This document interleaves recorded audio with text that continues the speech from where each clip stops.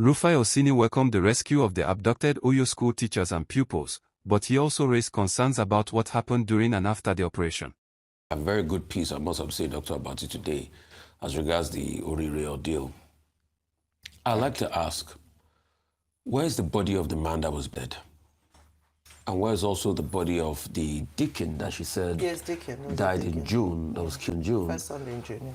So where are those bodies? Have we gotten those bodies back? And can we have a befitting burial for them? That the state can lend some help as regards. And can we also set up scholarship scheme for their children, if it's not too hard to do, so that those people do not really die in vain? I remember that I think there were 3 of them, because the first burial we had was the man that was killed in the middle of all of this. When the day the kidnapping happened, the man was killed. Yeah.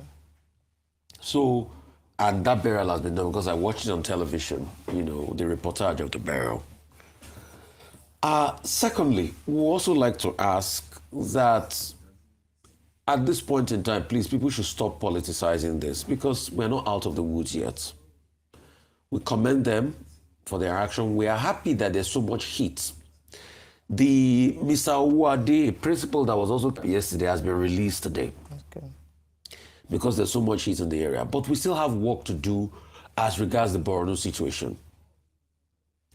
The Askia and Luma, I think the Askia kids in Borno, they're still there.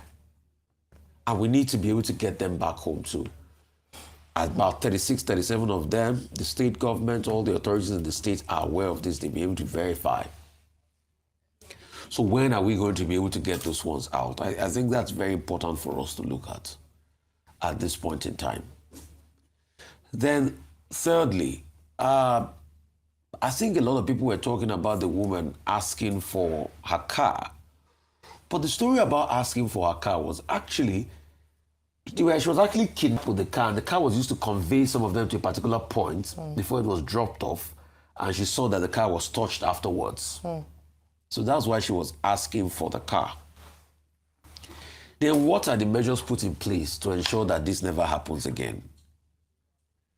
They've already been dealt a traumatic blow. In fact, she was saying in one of her interviews that she's not sure she'll be able to go back, you know, to rural areas, because it was a labor of love. So is there an extra incentive? Because we need education in rural areas.